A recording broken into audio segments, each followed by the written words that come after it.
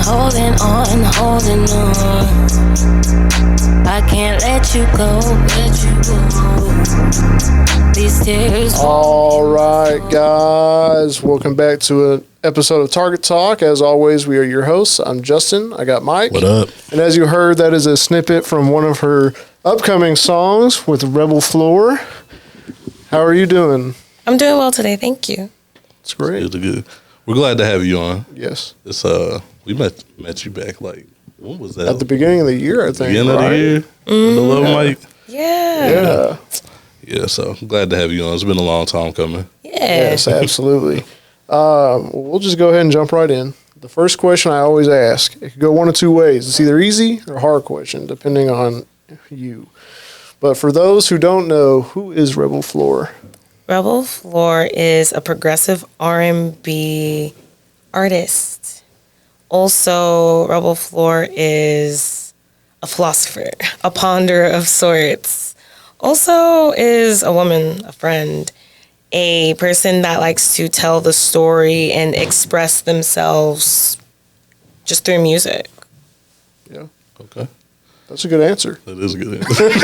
Yeah, but if y'all want to know where I'm from, I'm here. I'm based in Dallas. I've lived here for the last 5 years. And I'm a Texas native. I'm from Cleburne. Okay. So I'm super excited to be able to be here and chat with y'all about it. Yeah, for sure. Yeah.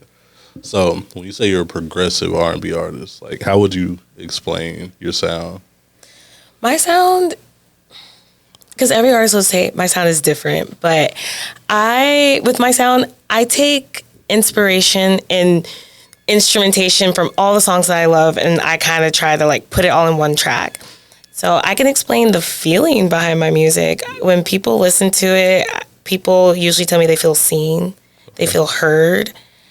And I know my music in a way, it's spacey, but there's a lot of bass. I play guitar and I hang out with a lot of guitarists, so there's a lot of guitar riffs. I love bass. I can't explain how much I love bass, 808, and then taking examples from jazz as well. Yeah. Okay. I can tell you love bass because that snippet we just played, the 808s are going crazy on there.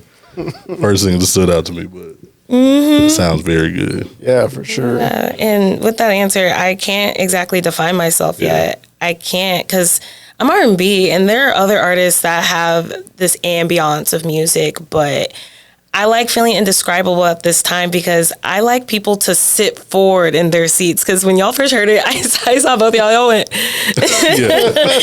So it's mission accomplished because with the producers and other musical artists and guitarists, anyone that I come in contact with, that I make music with, we always share one thing in common, is that we want to make something new for our ears. Mm-hmm. And if we are constantly trying to make something that we want to listen to and we're putting it out too, it's just different. Now, sometimes it's a hit or miss. It just depends, but I've seen more hits with it than not. Yeah. That's kind of the fun part about it though, right? It is fun. Just trying to find out what sound works and what doesn't, Yeah, I am described as a multi-genre artist, so that's why I call myself progressive, because I don't dabble just in one sound, although my home is R&B. Yeah, I think based off of just listening to your music, you can tell the bass is R&B, but you do take a lot from a lot of different genres, it sounds like. I do. I listen to everything, to be honest. Yeah. Like what? Classical. Okay. When I'm at work, I tell my coworkers, I'm like, I don't care. I'm playing my classical right now. And I listen to O Carmina. And I'm just sitting there charting at work. Or when I'm in the gym, I've gotten into heavy metal this year. Okay. Yeah. I don't know if I'm going to shout out this band because I really like them. Buffalo_Farm. Y'all are cooking, man. I see you. So, you check them out. Okay. So you listen to literally everything. I do. My mom, so she comes and visits me, and she supports me in what I'm doing with music and stuff because she knows this is one of my passion life projects. And we'll be sitting in the car, right? And I'll be playing Kirk Franklin, Brighter Day. And the next thing you know, Glorilla's like, I ain't never gave a damn. I ain't never gave no. And my mom's like, Caitlin. That's my real name, sorry. Wow. Hey. Rebel. She don't call me my stage name, y'all. She's like, what is this? And I'm like, Mom, it's an appreciation for sound, music, lyricism, story. Come on, it's art. It's all about the balance. That's right. You got to. Gotta have it, yeah. Definitely understand that. Well, let's throw it back. You said you grew up in Cleburne. Yeah. What was that experience like for you? I get asked this quite a bit, and I don't like to say the same thing every time. So I'm going to share on the part, like, it was good.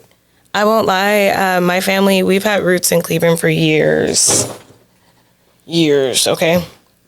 And growing up, I got to live in the burbs, and my grandma, she lived in East Cleburne.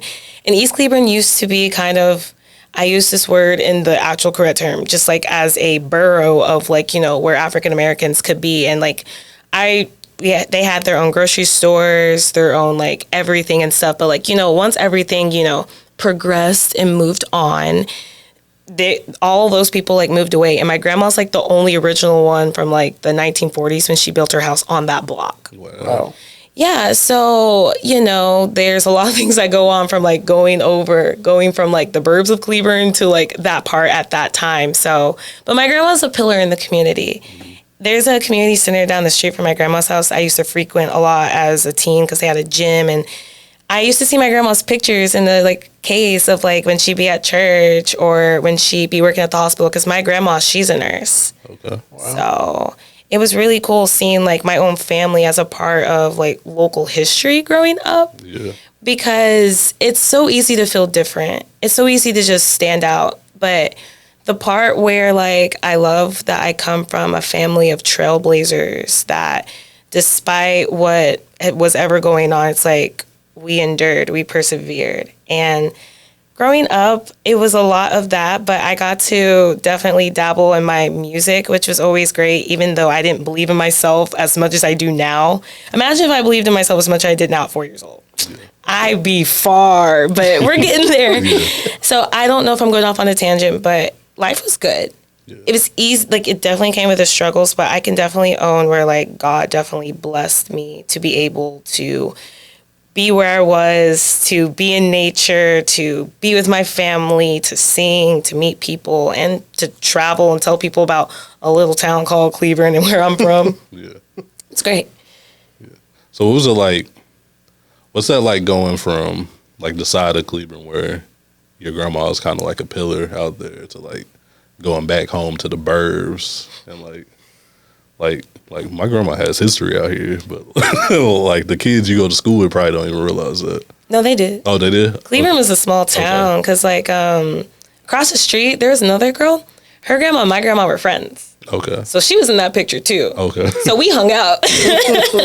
And then next door, so this kind of goes into like where things may start to make more sense to people. So I lived next door to Puerto Ricans and Dominicans and like Native Americans. Like in the burbs, like we were still cultured, but you know, a lot of their family, like my friend's grandma that lived across the street, that was in the picture of my grandma, that was just like an act of luck that they happened to grow up and now their granddaughters are friends and growing up together. Like that was just very lucky.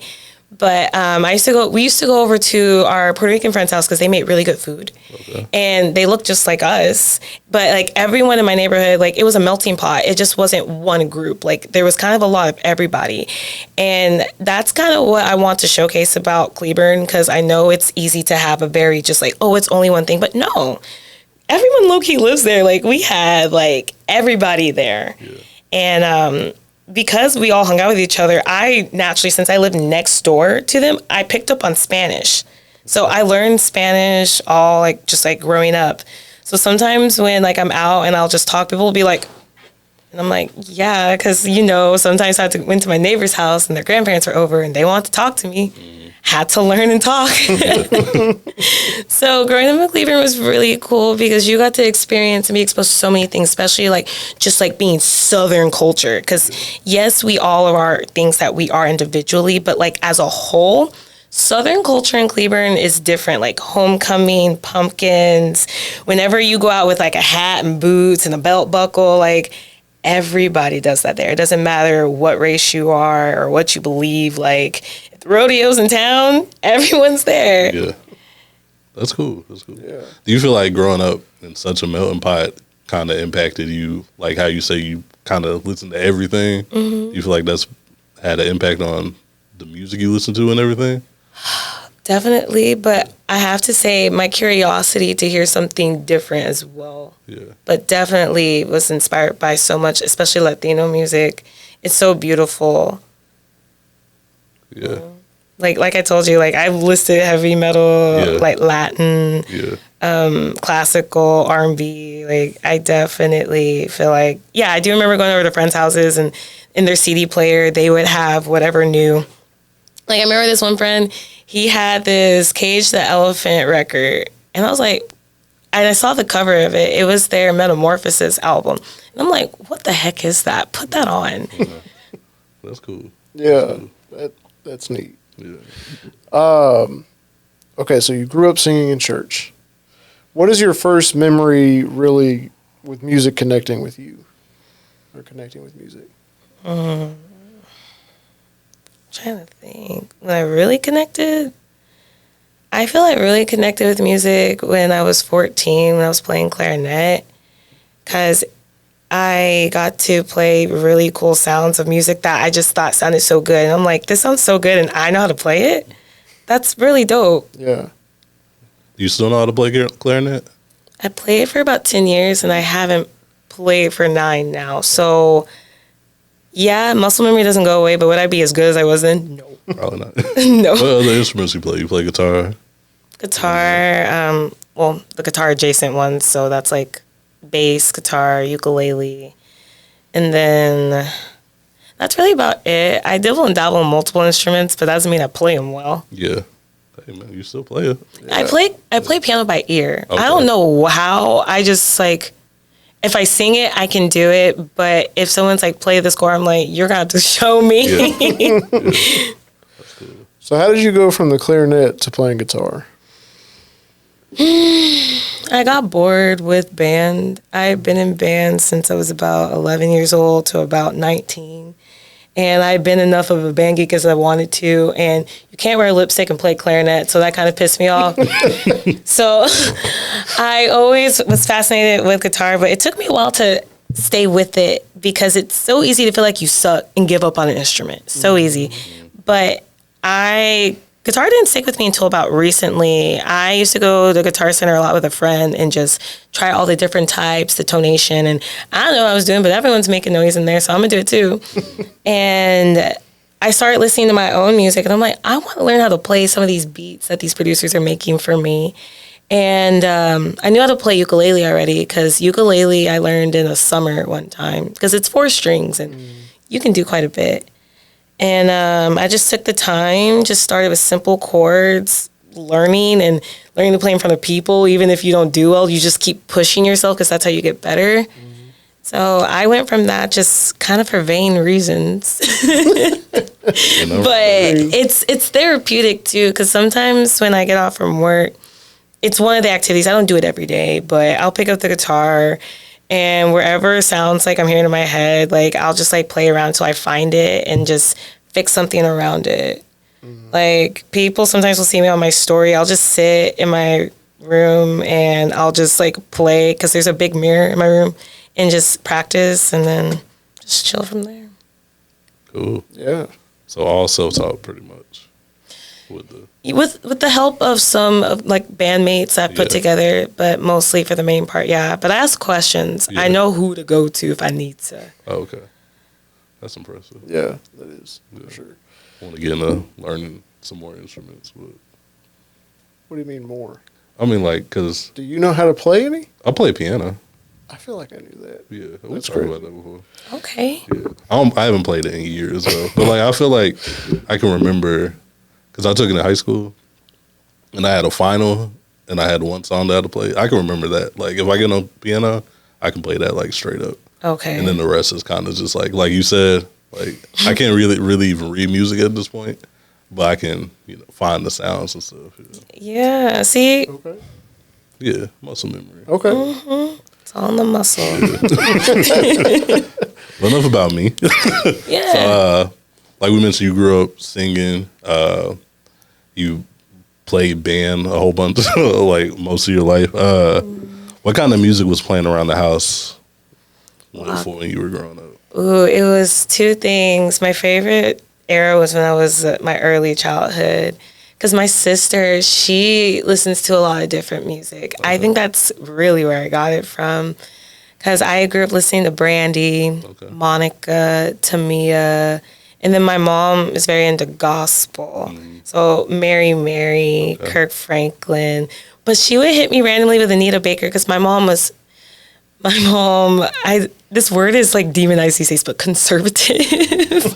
She does not listen to rap, hip hop, none of that. It's all about Christian music, a good message, gospel, uplifting. So while people were getting to listen to Jodeci and all that, my mom was like, not my daughter looking at that. And I'm like, man, when I tell people I didn't listen to Jodeci, they're like, and I'm like, I'm sorry, my mom.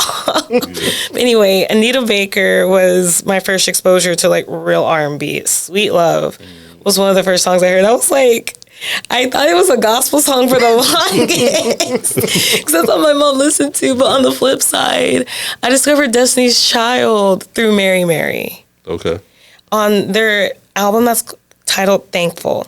And the title track, Thankful, Destiny's Child featured on it. And I remember hearing Beyonce's voice, and I remember I was listening to it on a CD player, and I was like, who is this? I feel like I've heard this.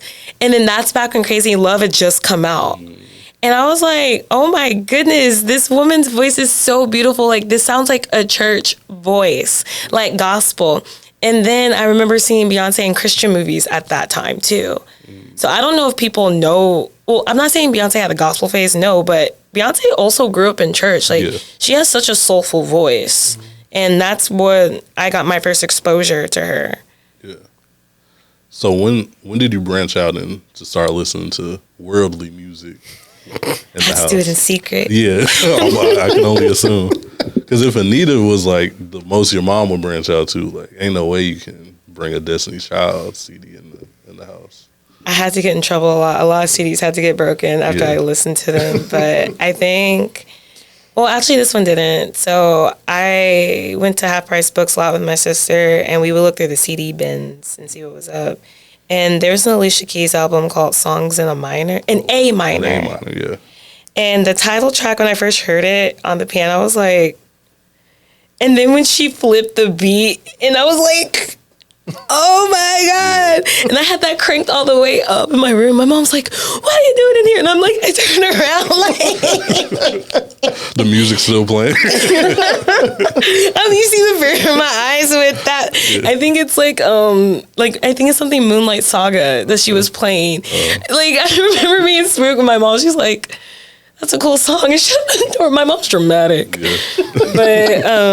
Yeah. But it was a lot of saying, like, Mom, like, this is just music. She's like, no, it can get in your head and da-da-da-da-da. And I'm like, all right. That's funny. So when did you know that music was something you wanted to do seriously or, like, make it a career? This year, to be honest with you. Oh, really? Yeah. I had a mantra at the beginning of this year. I said, creativity pays my bills because, as I said, I do work another job in a different, completely industry. Although I did music my whole life, I want to see something different. But I realized that music could be a career for me just off of, I have been just doing things, that's all. I've been thinking about it, of course, intentionally, but it was mostly like a hobby. And then once I started realizing, I'm like, I'm getting way too many paid shows, too much attention to not see this as something that I can do to support me.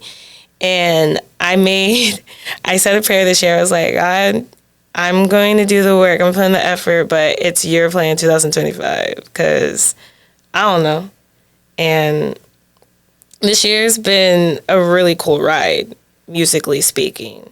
Yeah. Being able to perform in different places meet new faces. Like, I met y'all like right after. I met y'all beginning of January, I believe. Yeah, it was early in the year. Yeah, and always early in the year. I hit the ground running this year, to be honest with you. I really did. And haven't really been able to stop since. I've been jogging, but I've been having fun with it. Yeah. I mean, from the outside looking in, like, you've been killing it this year so far. Yeah, for sure. I appreciate that. It's been quite a bit. Yeah. Yeah. So, even though you just started taking it seriously, do you remember the first song you wrote? Was that how long ago was that? Ooh. In this era I'm in now, like the first song I wrote was SOS. And I remember I just wrote the lyrics down first, and I didn't even have a beat or nothing. I was like, usually I write from either lived experience of myself and how to express it, and like I'm the type of person that tries to analyze their feelings, so I feel like writing them out does that for me. But also I was like, this can really help somebody. So I'm like, let me put this on a track. And the first beat I put on, I was like, meh. So then I sat with it. And then I went on YouTube, and something I love to do, I love to find producers that have under 100 subscribers. I'm like, what y'all got cooking? Because these other folks, I'm tired of these guys that got millions and everyone's done the beat. Like, let's see what y'all got. And this guy had a Steve Lacy beat called After Party. And I'm like, what? And I clicked it. And the first thing I hear is like this, like, do, do, do, do, do, do, do, do. And it like builds this anticipation. I'm like, okay. It's like you like bop your head, you hear, and then all of a sudden it's like, like all these like funky like bass and guitars. And I'm like, whoa. And so I go grab my journal, and I'm like, da da da da da da da da. And then kind of from there it went on, but it took me a while to gain my confidence with that song too. So what y'all know as a Love Mic, I knew as Chocolate Secrets. Okay. And at that time, they were over there, and I found them on Eventbrite. And I was like, yo, I need to see if this is a hit, because these lyrics, this beat, I'm onto something. I can't not be. So I get there, and mind you, no matter where the host of the Love Mic is, or the hostess, because there was different hosts at that time, it's always been a growing thing. This type of open mic, like this group of people's always been growing and growing.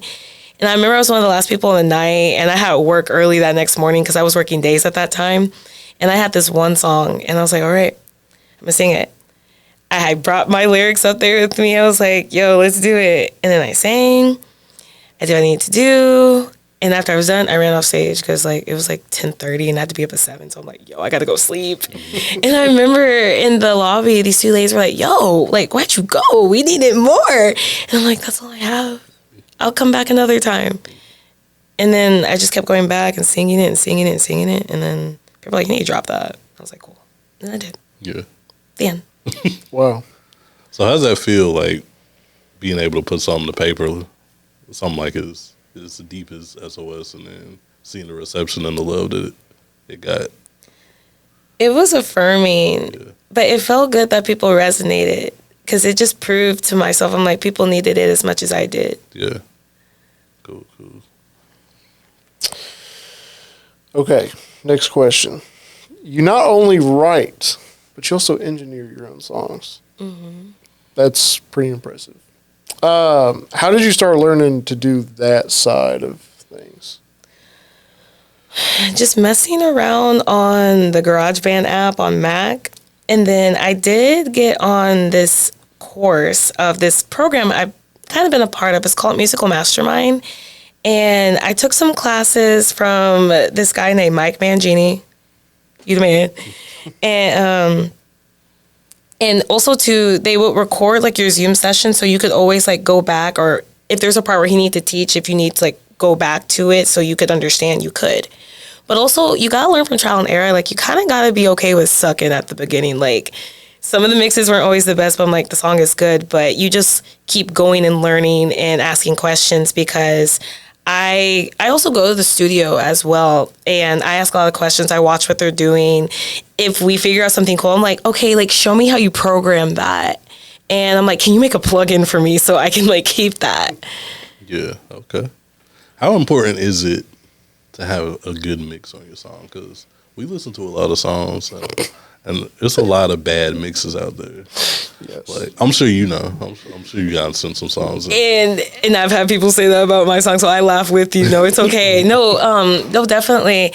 I think it's definitely important if you want a song to go far, especially if you want to like make it lucrative. You want to put it in movies, you want to put it on the radio. Like there's already enough life and static's gonna be over. If you have a bad mix, goodness. But sometimes if you have a hit, if you're cooking gold, it doesn't matter if that song wasn't made well. Yeah. There was a quote that Tyler, the Creator, says, like, one of my best songs, I think it was off of his album Cherry Bomb. I can't remember. It was one of them he was talking about. And he said, I made that song laying down with a $45 mic to my lips like this, and y'all scream that back at me at every show. So y'all can say what you want, but good music is good music. And it's true. Like, I love listening to Kali Uchis's unreleased stuff on YouTube, and it wasn't mixed the best, but the soul is there. The feeling is there. Yeah, that's true. Cause Cherry Bomb, that's a great album, and that whole album sounds terrible. Honestly, like, he didn't even really try on that one, but it's a really good album. So Yeah. I guess if the music is good, then the mix don't matter. But And also, if someone's just willing to, like, because I've had many people tell me, like, oh, yeah, that wasn't good, or I don't like your music, or that sucks. You got to be willing to be like, okay, yeah, I still stand behind it. yeah, Thank you. it's just not for you. You know, Yeah. someone else. Well, I like it. That's all that really matters, right? You know, yeah, you have to have a sense of that as an artist, because it's so easy to, like, get sensitive and be like, oh my goodness, these are my children.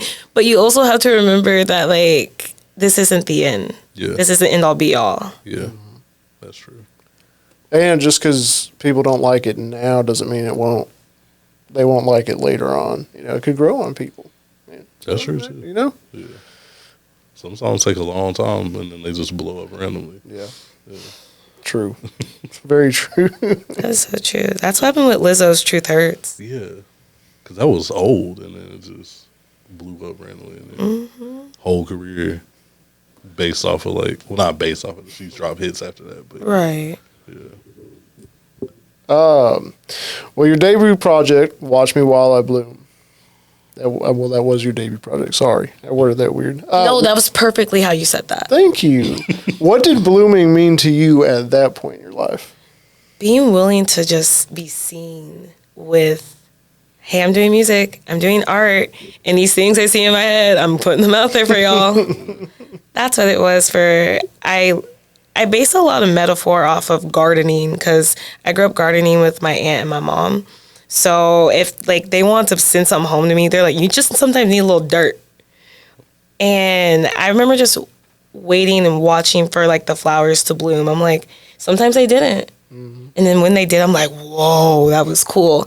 So when, in my metaphor of blooming is just being willing to be seen. Because flowers, when they bust out with their petals, it's like, look, Yeah.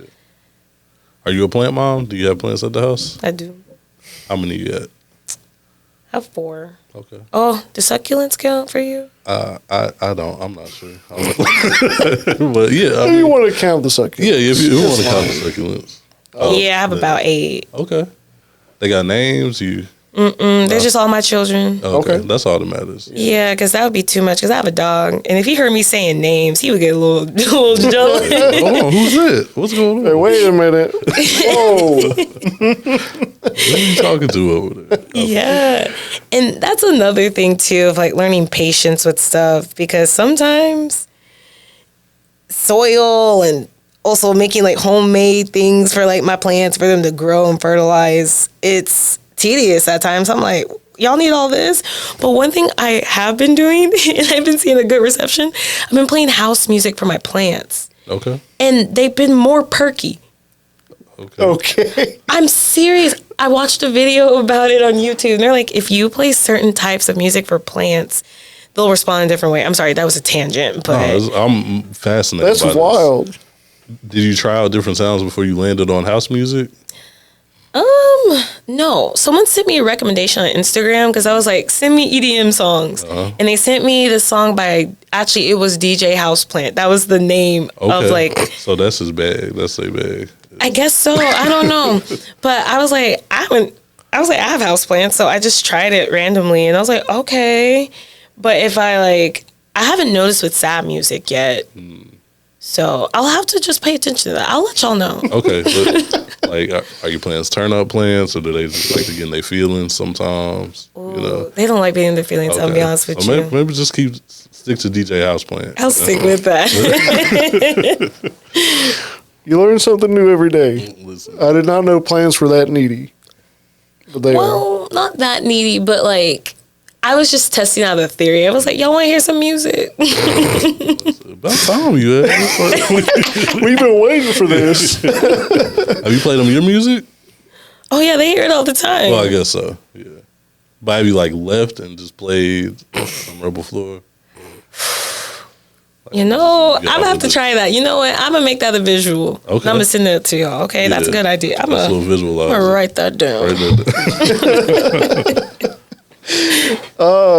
So was there a specific song on Watch Me While I Bloom that was like your statement piece? Of the whole project, I feel like my statement speech was actually my intro. Because people reuse the title track a lot, and the interesting part about the album, half of it was dropped when I dropped the project. Mm-hmm. I dropped it because people were like, we need more, and I'm like, half of it's already out. So I had this beat I heard on YouTube. It was a Sade, like ex-SZA type beat, and how it starts with like a really like quiet intensity, like it's like not like. It's like a neutral, like, pulsing, right? And it's called Life Is. And that was a poem I wrote first. And I see different accounts on Instagram use it. Like, Dallas Sites put on one of their posts. And I'm like, that was an intro piece. Or when I worked with Subaru this year. Okay. Nice. And, like, I was, like, playing, like, some of my music for, like, the marketing department. They're like, oh, this would sound great on, like, one of these things for, like, a reel or something. I'm like... So whenever I show people that one, they're like this. And I never thought about it because to me, it felt like a throwaway. But to these certain entities, they like it. So I felt like that really stood out for me. So I'm like, I think Life Is like my starter because I hadn't dropped that. And I put that right before all the familiar songs so someone could like reset their ear. Mm-hmm. Okay. How'd you link with Subaru? Well, I don't mean to just ignore like everything you just said, but it felt like I was just moving on. But like, no, that's a great question. No, so people have so many opinions about Subaru, but it's a great car. Period. I drive one. I own one. Don't you? Did you just cop a Subaru? I have one. Yeah. You just copped the Subaru. It's a great car, and I bought mine back in 2022. And the day I bought mine, someone was there from their PR like headquarters, and they were like shooting stuff like around. And then I remember they didn't shoot me or anything because I felt chopped that day. But I walked up to them, I'm like, what are y'all doing? And they're like, oh, we're just shooting. Sometimes we go to different dealerships and whatever like sales or whatever we're trying to do, like we will just like use their stuff for our Instagram or stuff like that. So I was like, okay, like let me take your car, let me take your email. She's like, yeah, cool. Like we're here out in Texas like every so often, so like let's see if it ever lines up. And I already knew someone that sold me the car, and like I'm like, goddamn, I just gave y'all $22,000. Like I can do what I want here, right? So yeah, it's like time went by, and mind you, I had bought my Subaru before I got into music. So then I went back, I messaged my friend because I had him on Instagram. I was like, yo, can I ever just come to the dealership and like test drive the cars like with my music for just like some content I can do and whatnot. And he's like, yeah. I'm like, you know, let me see if I can get my PR girl and like we can get like an Instagram reel and we can like double it with something so they can hear your music and like come on by and see like, you know, local business. Because Subaru's a big like umbrella of a brand, but being able to work with the umbrella of the brand and locally, internally, like that felt really cool. So one early morning with a friend that's a videographer, we just went over there, we were test driving the cars. And I was so mad. It was humid that day, so I had to like put my hair up. So I know, vain. But I was like, man, I'm still gonna put this out. And then after that, we put the video together and we sent it to them. We're like, oh yeah, like just collab this with us whenever you drop the song. It'll help with promo and it'll be great. And then it actually was promo with my latest single, The Cure, I dropped Friday the 13th in June. Mm-hmm. So that was a lot of fun to do that and like hear that bass with those nice speakers. I was like, yeah. This felt great. Yeah, that's cool. Yeah, that's. You didn't do that when you got your Subaru? I mean, I You don't. weren't playing I don't the have. podcast? I don't have. Yeah. Oh, okay. You gotta bang it. I guess just you can hear the all right guys like loud on the We back. play our last episode. That'd be crazy. That would be crazy. Yeah, I've just never been afraid to ask. Yeah, that's cool. Like, that's cool to just even think to do something like that. Yeah. Back to the project, though. Yeah, no, that was a great question. How do you feel like you've grown since dropping that project? Oh, yeah. I've grown quite a bit. I feel like even from listening to it now, it grows on me in different ways. I'm like, dang, this, when I wrote this, it meant this, but now it means this to me. And seeing where I was to where I am now, I know my production's gotten better. I know my pen has gotten blunter. And because I'm really honest in my music. I don't really sugarcoat it, but I like to do it in a clever way. I felt like from learning, I don't have a songwriting teacher, but going back to that program I told you about where I learned production, I also had a songwriting adjacent. My songwriting teacher, Coley, he helped me write the song Break a Heart. He tells me I wrote it, but I'm like, you helped me structure. He's like, just give me a credit. That's all I care about. And the reason why I like him, because he helped write for Paramore with Hayley Williams. And Hayley Williams, her songwriting is so, it hits me like, dang, like, I needed that. Like, thank you for saying that. Like, you saying that got that off my chest and the way she said it. And I'm like, I want to see how I can be more experimental, because I have to call it that. She's experimental with what she says, because I'm like, dang, you said that. And I like when people do that, so I want to try and emulate that effect too. Okay. Cool. Yeah, for sure. Okay, so back to the start of the year. This year, you dropped Like I Do. How did that song come together? It's always the throwaways they ask about. That was a throwaway? That was a throwaway. Okay. Man. I'm an artist. I'm gonna have to be honest. So that song, I actually recorded it back in Christmas 2023. You know what's crazy? I actually recorded that song and Watch Me While I Bloom, the title track, in the same night. Wow. Yeah, but I was like, man, I was just talking shit. I don't know how I'm gonna do with this yet, so I'm gonna just leave it here. And my homie that produced it, so he's one of the, like, big YouTube producers. Like, I'm not gonna lie, but he makes great beats. Like, I'm not gonna, like, cap him. Like, Cameron, you know. Anyway, I remember I resent him the song. He's like, this song's too good. He's like, I know I don't have it on the beat store no more because I got tired of it. Because he's the type of producer, if no one buys something, he just takes it off. And I was like, dude, I want it. He's like, well, that's all I have of it left, so just take that and just credit me. And I'm like, okay. So I remember I just had, like, a random photo shoot with a friend because, like, she was trying to do stuff for, like, a Valentine's Day thing. So I'm like, all right. And then I remember because, like, there's a photo shoot. It was literally all random, I promise you. And then went through a breakup. So I was like, okay.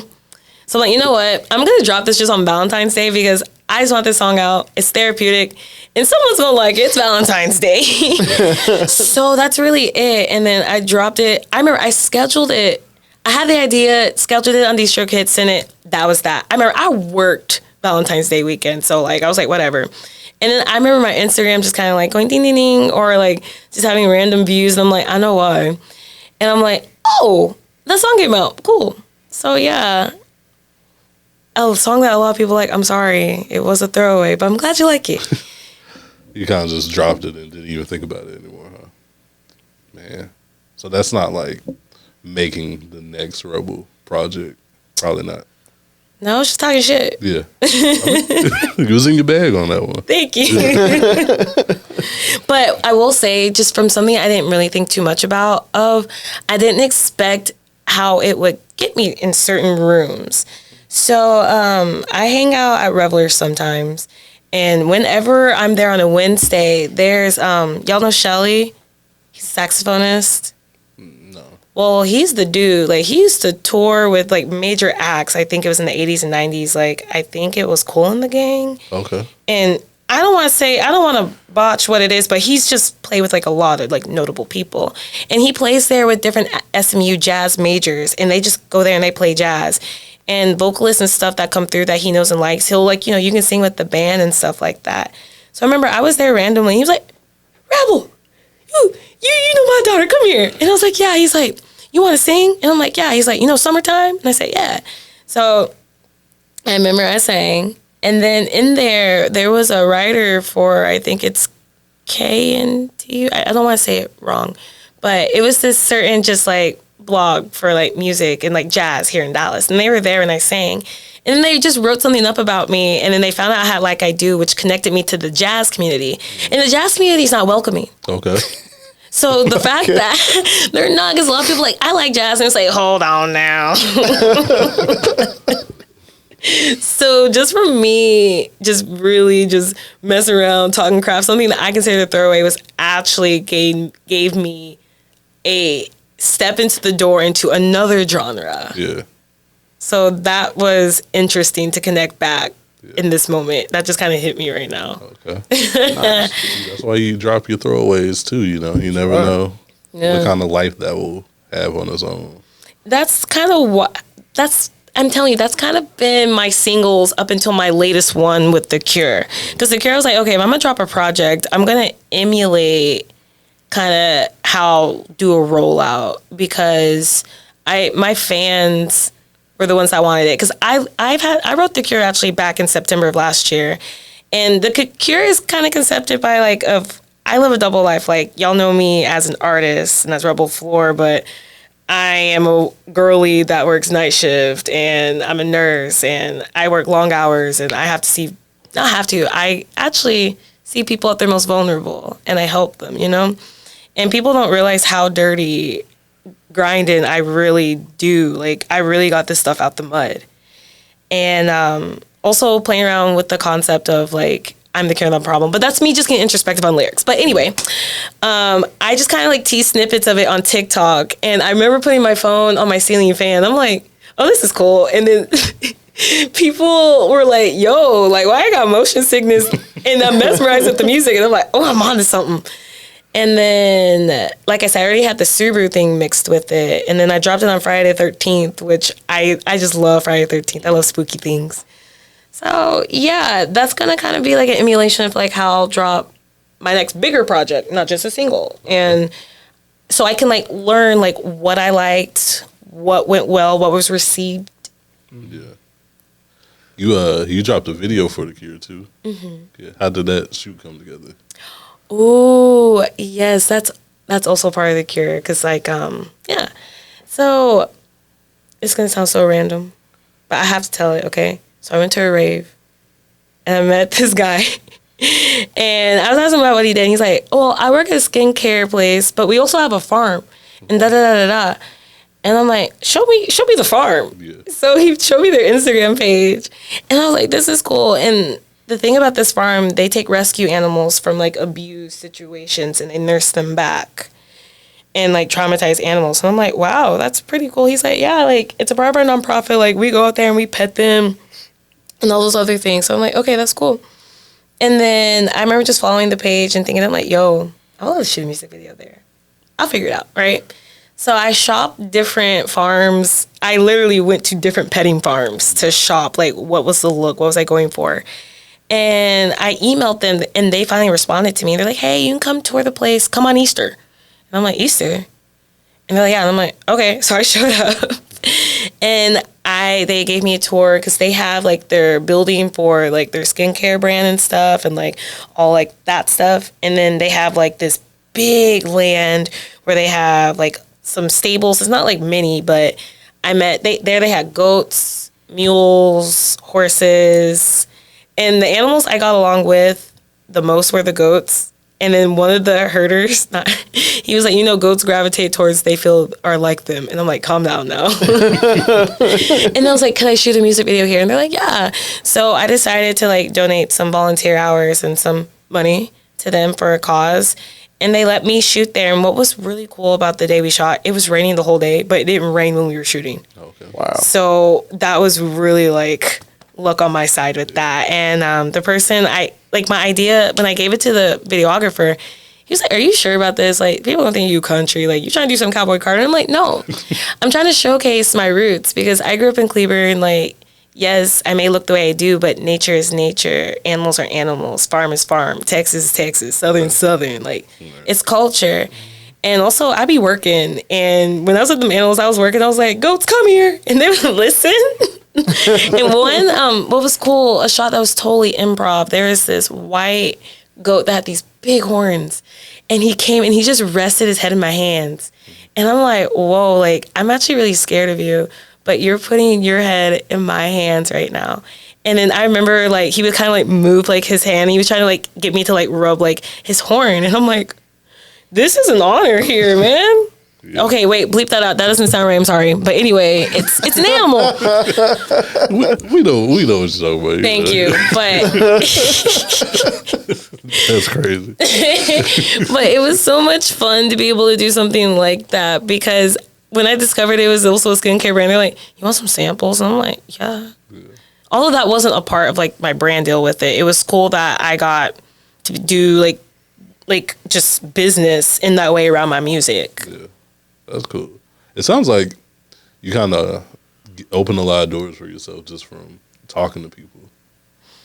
Yeah, I do. I'm curious about life. Yeah, that's good though. Yeah. Mm-hmm. Well, let's keep talking about The Cure, since you teed that up for us perfectly. What's the message you're trying to convey with that? You know, sometimes we complain. We have to vent. We're human. But sometimes we are our own problem. Like, for myself, use myself as an example, like, sometimes, like, if I get scared of something, I can procrastinate. And I know I need to do the thing. And I know it's going to make me great. But I'm like, oh, like, no. Like, I don't know why. But I was like, yo, why am I, like, creating a problem for myself right now? Like, where there's something great, I'm making an issue. So I'm like, yo, I need to get out of my own way. So making this song was like, I want to introspectively convey how to get out of your own way and in my own twisted way, have a positive outlook on it. Because there's a line in it that I love when people sing it back to me. It's like, tell me what it's like to be you. Are you Delulu? Are you missing screws? See, I am, and I'm doing all right. Let this be your anthem tonight. Yeah. Yeah. Nice. I be Delulu sometimes. So Sometimes. I felt that. You got to. Yeah. It's the Salulu. It's The Cure. So another line that you do say on here is, if I'm never famous, I'll be all right. Yeah. So as an artist, if fame isn't the goal, what makes you feel fulfilled? I mean, well, I do like recognition. I guess to explain that line more, it's like, in that song, I said a fear. And I said, if I'm never famous, and I reframed it as, I'll be all right. Although, I'm a lot, I do. But if I'm not, for what I'm doing right now, and also having a nursing career too, I'll be okay. I know how to be happy. Music is something that has brought so much joy and also a lot of abundance into my life as well. I won't lie. So the goal is to definitely, like, if I could see myself anywhere in 5 years, I'd definitely love to be touring, like, nice, like, intimate venues, like, around, like, North America, like, go to London, like, make a song with Mark Ronson, record at Abbey Road, maybe sing at Austin City Limits as an actual artist. But also, too, I love pairing with community. That's also, like, as what I've talked about this interview, is I love community. And especially with a lot of the organizations I've done shows at. I did a show at a nonprofit at the beginning of this year with So Far Sounds. It's called Better Block. And what Better Block is that they are continuing to preserve third spaces in America. And what third spaces are, like, parks, are like basketball courts, tennis courts, pickleball courts, statues, different sitting areas, like, kind of like we see our third spaces here in Dallas. And it was so cool to go there and do a show, because Better Block is one, I don't know how this works, and Better Block, y'all can reach out to me and tell me how, but they have an Emmy, or one of their directors has an Emmy for some of the work they've done in the community with fostering different things. And that's something that my brand really does stand with, is still being able to be a resource for people in different ways. Like, now mind you, I'm human. Like, don't put all your faith in me, but I definitely love to help in the ways that are bestowed to me. Yeah. That makes sense. That's dope. What's the most exciting part about like we played the snippet earlier. You working on some fire. So what's the most exciting part about the music you're working on right now?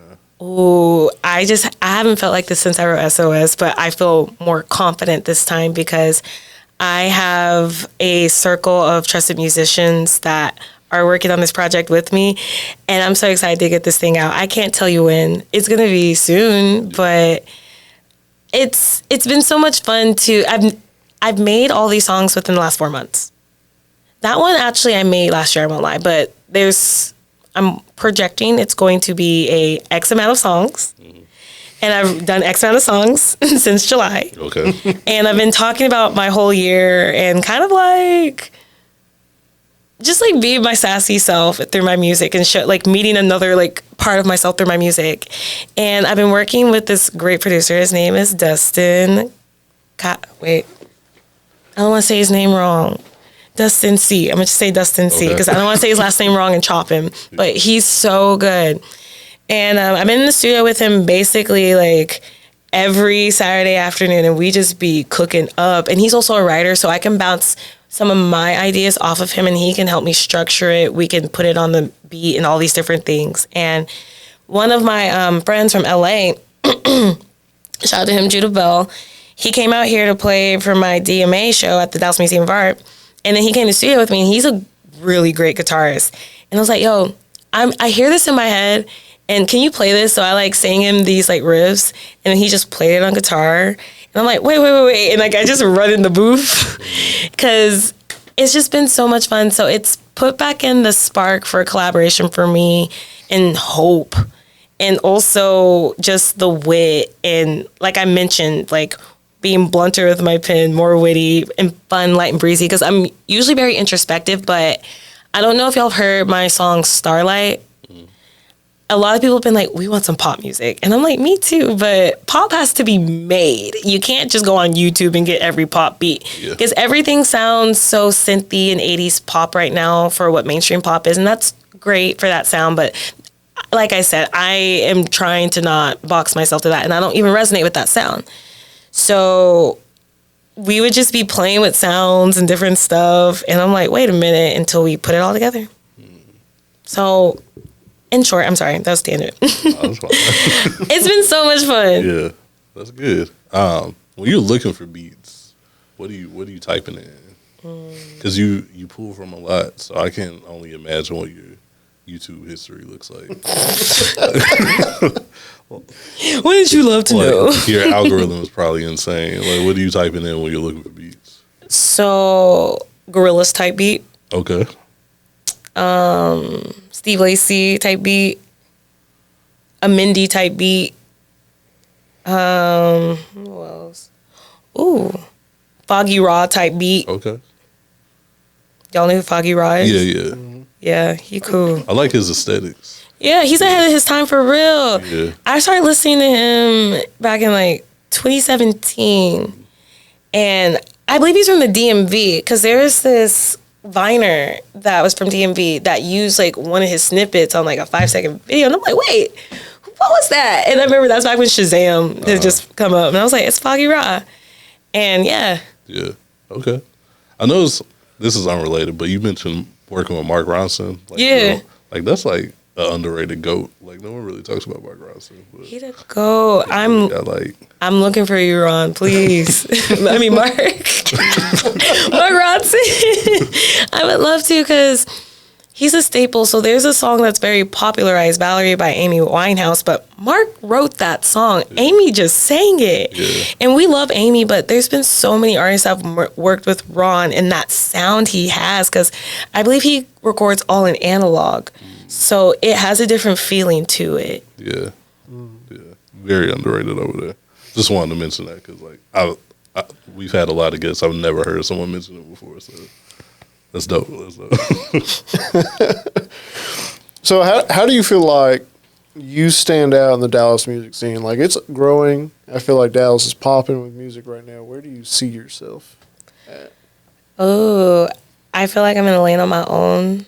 Well, not completely on my own because there are other artists that do the same type of genre as me, although our music doesn't sound the same.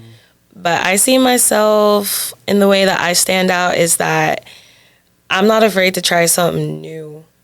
I'm not afraid to be weird. I'm not afraid to go talk to someone. And especially from also the venues I book, people constantly ask me, like, how did you do that? And I'm like, I don't know. I just talk to somebody. Yeah. So I think I stand out because of the venues that back me as well and the support I get from local businesses and organizations that are respected here in the Metroplex. Yeah. You're definitely doing shows that, like, I don't see anybody else out here doing. That's cool, though. Thank you. I mean, speaking of, let's talk about your most recent performance at the Dallas Museum of Art. What was that like? It was surreal. Yeah. It didn't feel real until I walked in and the person that opened my door, they're like, hi, Rebel. And I'm like, oh. And I remember getting there, they had our stage plot set up and everything. Like, they had way more than they acted like they weren't going to have for us to, like, use. But getting to sing in front of a crowd of 300, 400 people moving in and out of a space, some people sitting and listening, some people chatting, that's okay. The bar's there. In the section I sang at, they had, like, an activity section for, like, coloring and painting. Like, you could customize Converse and Vans there, and saw about 300 to 400 people. And there were certain songs where I would see just people just randomly start dancing. And I'm like, wow, this feels so cool because it was of all ages. It was an all-age after-hours party. Wow. That was the cool thing because I saw a kid when I was singing one of my songs, Starlight. They just started dancing. And I'm like, wow, at the museum. Yeah. I love it. Yeah. That's crazy. That's cool though. Yeah, but the entire event that attended, I didn't sing in front of that many because I only sang for about an hour and a half to 2. But there was 1,400 people that came to that whole event. Yeah. Wow. That's impressive. I mean, even if you didn't sing for all of them, like you said, what, 300? 300, 400 moving. I mean, that's That's great. that's great. Yeah. Your music has 600 years at least, you know. Wait, no, double it. Because if that's, 600, 800 years. whoa. Crazy. Yeah. That's right. That's wild. That's crazy. That's dope. Do you feel like there's more opportunities at the Museum of Art? Definitely. Yeah. Definitely. So what's cool about the museum, they've been just trying to link up more with the community, and that's always what I'm trying to do. So they have 3 things of, and it's kind of quarterly because it depends. There's a lot of moving things going in and out of the museum, but they have after hours, which I did. Then they have brunch, which is on Sundays because, you know, Sunday fun day. And then they have jazz night, and I've been to jazz night. So I can't say when, but I will be back. Okay. Okay. Cool. Well, I might have to catch the next one. Yeah, Yeah. for sure. It seems like a dope experience. Yeah. There's always, the thing is with me, there's always another show. Yeah. Any coming up? Any that you could talk about? So that's to be determined, but yes, there is did y'all go to Freedom Fest last year with Inside Thoughts? So I pray I'm saying your brand right. I'm sorry, Justin.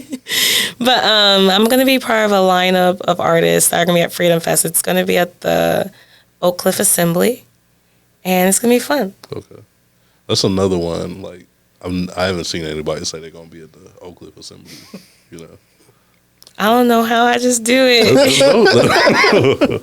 I just do, but there's one, but I'm not sure yet. So I auditioned to be a part of the Austin City Limits, like, pre-weekend, like, parties for, like, stuff, but we'll see how well that works out. Yeah. I know I don't sound completely confident about it right now. I'm sorry. But I might be over there actually next weekend. Okay. But it's a wild card. Y'all got to watch my socials Yeah. to see how that's all going to work out. We're going to manifest it. We'll It's manifest. going Sure. to happen. You Yeah. got this. But even if not, there's always other things. That's just my mentality with stuff. It's like, where one door doesn't open, there's another one unlocked. Exactly. True that. Exactly. So, when someone does catch you at one of your mini shows, what can someone expect when they see Rebelle Flor on stage?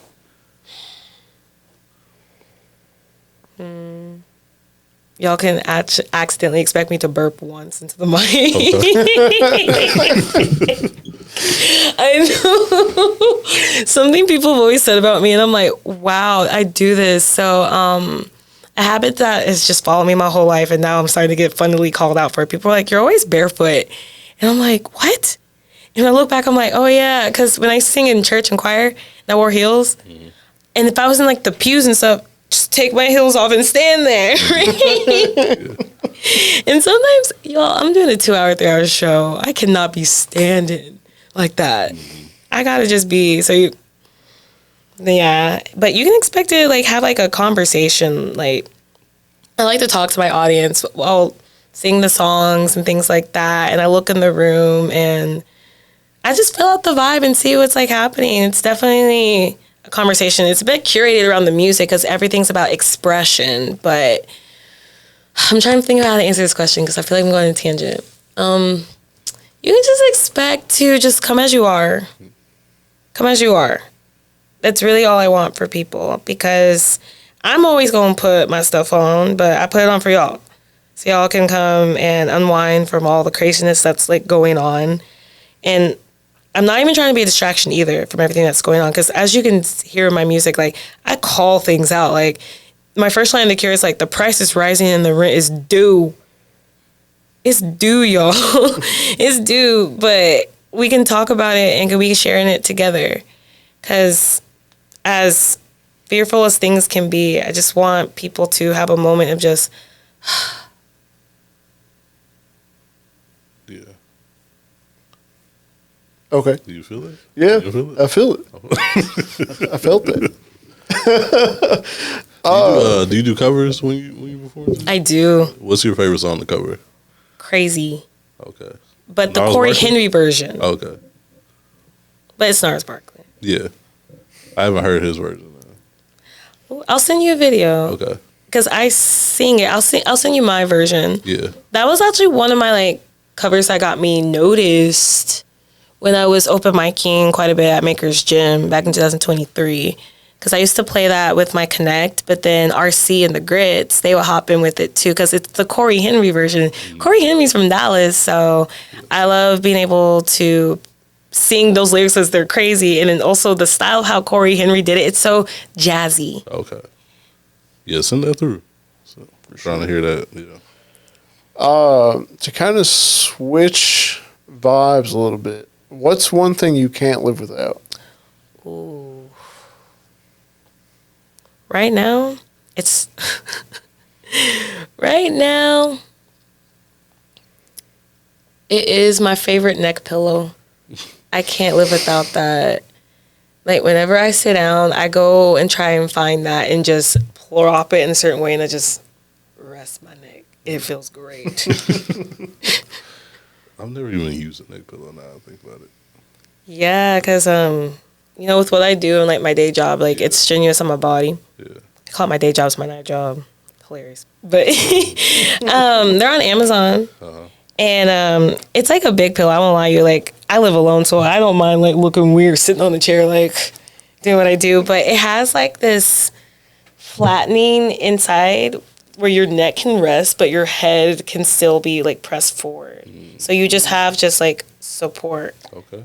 Might need to get on Amazon and check that out. Yeah. Oh, so it's not like one of those, like, old-fashioned neck pillows. Not It's the, advanced. okay. Yeah. It's 2025, man. We off that. Off them old When you pillows. travel, yes. Yeah. I don't want to be a diva and be like, if maybe if one day I can afford first class, claiming it. But yeah, I can't live without that. It feels great. I can be on my iPad. I can read. I can watch movies. It's great. All right, so if you had a song intro, like every time you walk into a room, not a Rebel song, but just a random song, what would it be? Ooh. To be honest, it would be Small Talk by Kari Fox. Okay. I haven't heard Small Talk in a long time. No Small Talk? Can we please play it on the episode? I might have to sneak that in. No Small Talk is... That was I ran that to the ground when it was out. I'm listening to the chopped and screw version of it right now. Okay. It's by a certain DJ. Yeah. And the bass goes harder, and it's just like, it's like, I'm taking calls. No small talk. Yeah. Man, I might have to run that back. You say you listen to the Chopped and Screw one? Mm-hmm. Okay. Wait, I literally am gonna get my phone out because it's good. Do you listen on Apple Music or Spotify? Spotify. Okay. It's on both. I'm just trying to remember what DJ it's by. By DJ OG Uncle Skip. Okay. Mm-hmm. I gotta add that like immediately. Immediately. Okay. No small talk, man. You just took me back right now to like. Mm-hmm. Yeah. That's a good one. That caught me completely off guard, but that's a very good one. Yeah. What's the last non-music thing that you've been obsessed with? Besides your neck pillow. Ceramics. Okay. Yeah, I have a lot of hobbies. I don't want to say a lot. That's a lot. I have quite a few hobbies outside of music related because in order to be able to write and create, I have to rest so I don't burn out or quit. And I've been a creative person my whole life. So in college, I took a ceramic class and I wanted to get back into it. So I went to this studio. I got to plug them. I'm usually a gatekeeper, but I'm not being one today. Pottery for the People in Oak Cliff. I love them. I used to go to their just like hand sculpting class and just make stuff. And I made this really cool bowl. And I put my like jewelry and rings in it at the end of the day. It's fun being able to make what you use. Yeah. And use what you make. Yeah. It's fun. Yeah. Have you done a ceramics? I have not, no. I'm missing out. You and the wife should go. It's fun. Okay. Yeah. All One day it might be merch. Hey. Maybe. Hey. That would be a good idea, you know. Sell you ceramics and stuff. What other hobbies you got? If you don't mind, I don't know if you want everybody in your business or not. You know. I mean, I put things on my story, so it's whatever. But go to the gym. I be in the gym quite a bit. Listen to your metal. Yeah. You know what's funny? I do have a playlist that's called In the Gym, and I'll have Future, Buffalo Farm, Super Heaven. I don't know if you know heavy metal. Not much. Okay. Or I'll have rock on there too. But a lot of hip hop. I listen to a lot of Future in the gym for sure. Okay. So Future's good gym music. Yeah. Future's great. Yeah. Sensational. Any other hobbies though?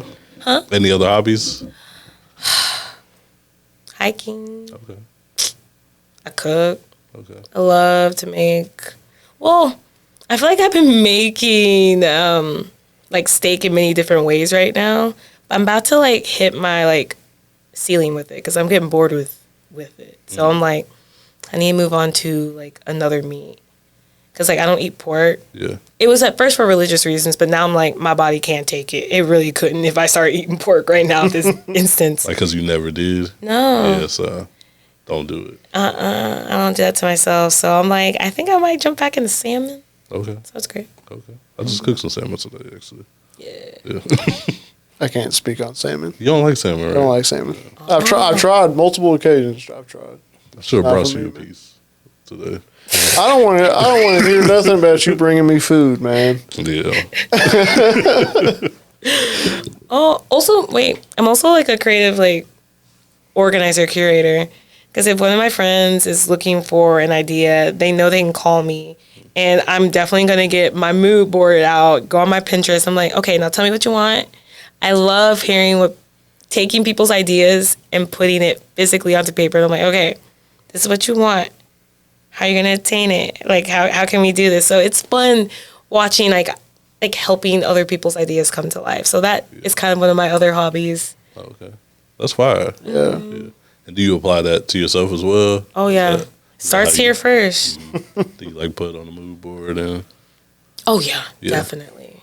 Yeah. Like, I have a mood board for what I'm working on right now. Okay. I'm super excited. Okay. It's more like and kind of like how I do things, it's like I always prepare.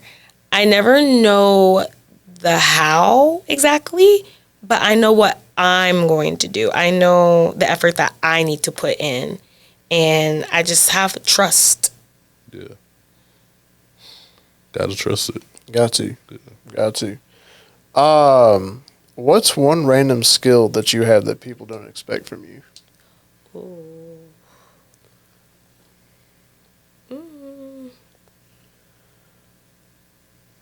Oh, I can speak 2 languages. Spanish. Oh, yeah, in Spanish. Yeah. I'm sure that throws a lot of people off. Because I don't flaunt it because it's a language. It's for conversating. Yeah.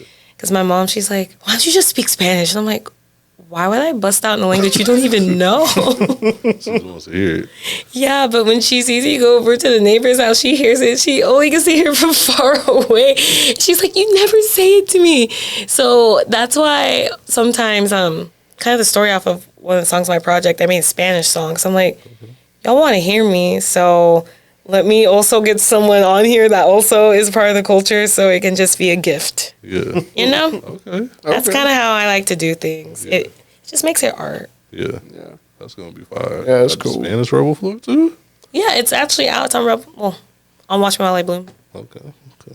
It's called Oh, yeah, Transformando. Yeah, do have the little Spanish guitars on there and stuff. Yeah. Yeah. Okay. So looking back at everything you've done so far, what are you most proud of?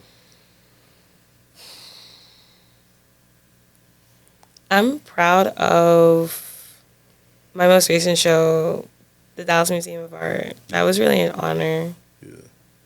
I feel like that fits you so Yeah. when your sound like so perfectly Thank performed you. at the Museum of Arts.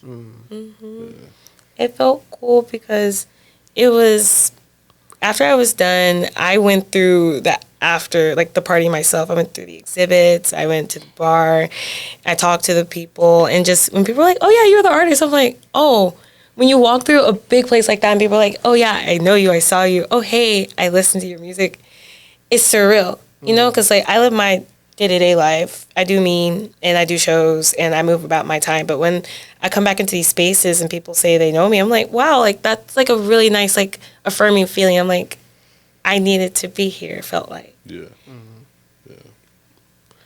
Well, when people talk about Rebelle Flor years from now, what do you want them to say? That she never let them see her sweat.